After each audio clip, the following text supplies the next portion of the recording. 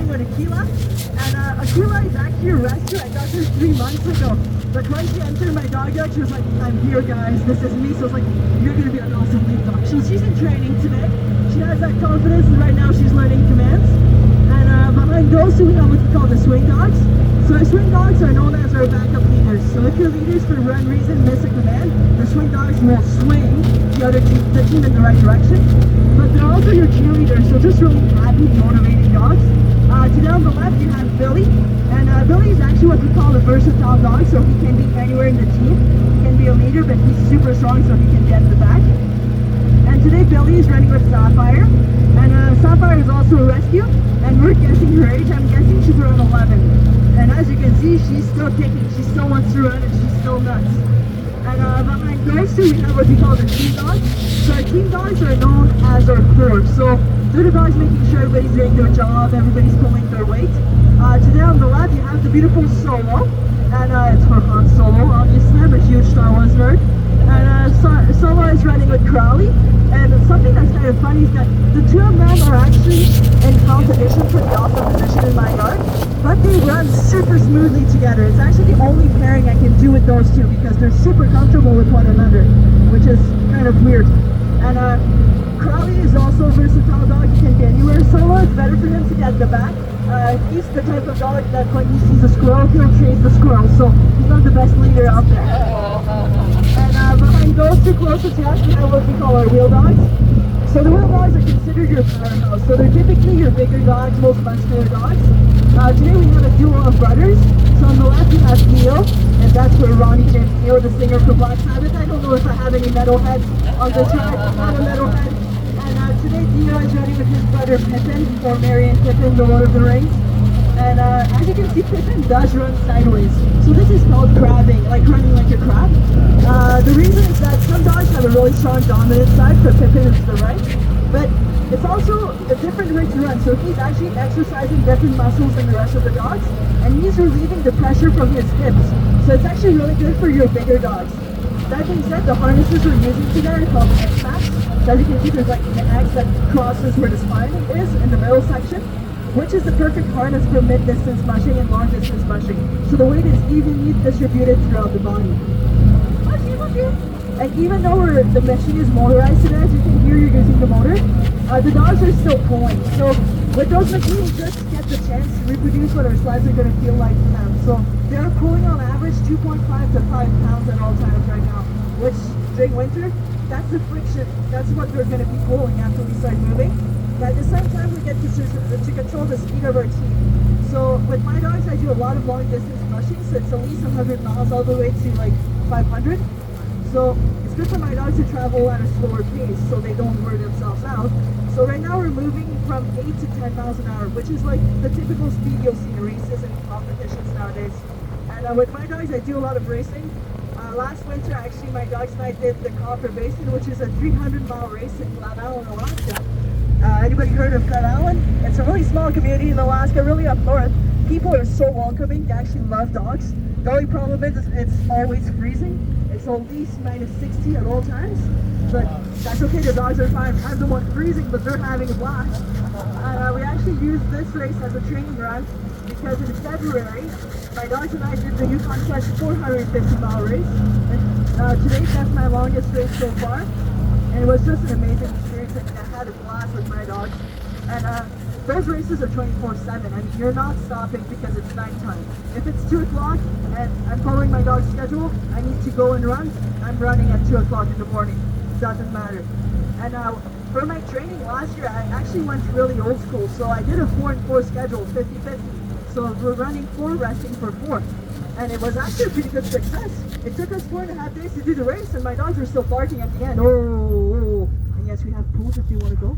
Apparently they're not tired enough today, which is a good sign actually. Yeah, or just hot. I mean, today the weather is actually beautiful for us. It's also a really popular peeing ground, so that's why everybody's sniffing. I mean, they're all playing who's the king or queen of the forest, so it's like marking their territory. But that's one thing that's amazing about doing those tours is that we get to show people that the dogs actually love doing this. I mean, I like to say there's 2 major rules to mushing. First rule, I can teach my dogs how to run. This is just in their bloodline. I mean, they are working dogs. So when they're born, at 8 months, we put them in a harness, we put them in a team, and after max 5 minutes, they know exactly what's going on. They know how to pull. And it's actually what they love to do. And our second rule is that we cannot force them to run. This is totally their choice. And some dogs are like people, they will retire eventually. And when that time comes, it can be when they're 4, 7, 10, doesn't matter. I mean, for me, my dogs really are a family. I grew up with dogs all my life. So I have an agreement with them. When they're ready to retire, I'm one human with a king-size bed. I can have a lot of dogs on my mattress. Completely fine. And that's one thing that's really great about Wild Adventure Yukon is that we don't have any tourism dogs. So all the dogs you see here are brought by mushers. So we actually are running our own dogs. And personally, I brought 20 dogs on the property. And I have a twin sister that has the same bloodline of dogs that I have. So she was going to Germany for 2 months. And I was like, I'll take your dogs. I'll train your dogs for you, no problem. And my boyfriend decided to get into dogs as well. I was like, I'll take your dogs. I'll train them for the summer, no problem. So I'm up to 36 dogs now. Oh, wow. Yeah. Oh, look at him. It's right now. Yeah, Dio actually really loves the water. What does it cost to feed 36 dogs every day? Oh, so that's the scary number. So our dogs are eating a Nook Shack right now. We're only feeding kibble because we don't have any freezer space. So one bag of a Nook Shack, 44 pounds. I'll go through one bag a day. One bag is $73 US. Wow. And that's one bag. So we have a lot of kibble. During winter, our dogs are on a raw meat diet plus kibble. So it's mostly beef, horse, and chicken. The most expensive meat being horse. I believe horse is going at $36, $37 nowadays for a 60-pound block. So last year, when I ordered my meat, I ordered 2.5 tons of meat, and I was at $5,300, something like that. Wow. And for kibble, I was at 35, 37. So, I mean, when you're doing this, it's a lifestyle. I mean, you have to be aware that, like right now, my summer plan is just to have money to feed my dogs for the winter. And one thing that's really nice though is that our dog's salary is actually dog food, so I don't have to worry about that for 6 months. And they actually do ask what we want to feed our dogs, so we get to decide what type of kibble we want, which is really nice. And I mean, we are working with a dog first policy, so we have to make sure our dogs are healthy, they're happy. And that's why we have so many dogs on the property as well, so we can do a rotation with them, so they'll be running for one day and resting for the other. So, I mean, they are winter dogs, they're northern dogs. Summer training can be hot for them. We do have some hot dogs.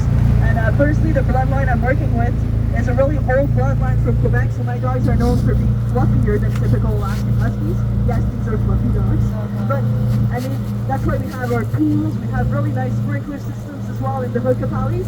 So our dogs are extremely comfortable in this weather, even though it's kind of warmer. And with the rotation, they're just having the time of their life. I like to say this is like summer camp for them. I mean, they're just happy. I know, Sapphire, you don't like water.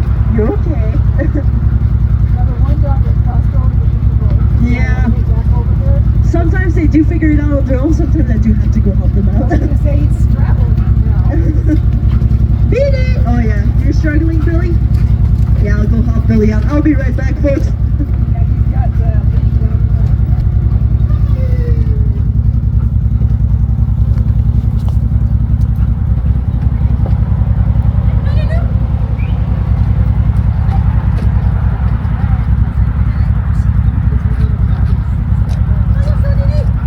it's the one in the back left that's got the blind.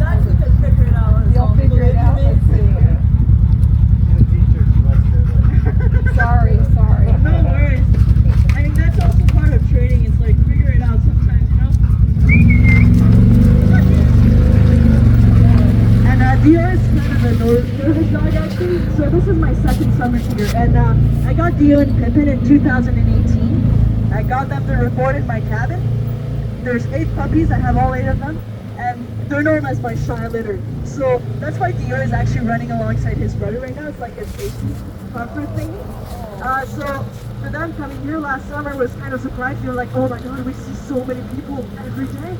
So they were kind of stressed out, but just the evolution I saw in those two is mesmerizing. I mean, nowadays you can actually be harnessed by others. We have a really big crew this year. They can be petted, they can be fed by others, which is amazing.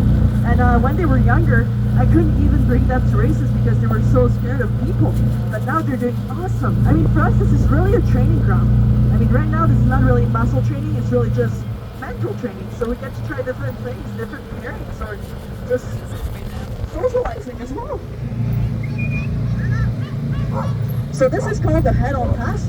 It's actually a really good training for us right now. So actually, this is training for us because during our races are usually loop-de-loops. So you're turning around, coming back. So you'll see a lot of teams doing head-on passing. And that's one thing I'm happy about my dogs because last summer we did a lot of those. So they know exactly what to do nowadays, which is really good.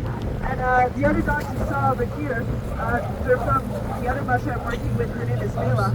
And it's funny, I met her last winter during one of her races, and when I was told that she was coming to work here, I was so excited. And her dogs are just awesome. We have an amazing crew this year. We've been doing really well. It's so nice. I mean, this is like paradise for us mushers. And so on average, they'll do maybe 2 to 3 loops, and each loop is going to be between a mile or a mile and a half. So that's why I also have 2 teams. So when I'm running one of my teams, my other team is resting, so I can just switch them out. And we do tours every 15 to 30 minutes. So yeah, no, it's really nice. And it's nice because last year we were still affected by COVID, so our numbers were really small compared to this year. I mean, this year our dogs are doing a lot more tours, adjusting to the heat beautifully. And yeah, it's just been an amazing summer so far. And I mean, there's not much more I can ask for. I'm working with my dogs 24/7. Yes. It's just me with my dogs. So I started the race with 11 dogs. You can leave dogs behind if they're injured or tired. We have a support crew that follows us in a truck.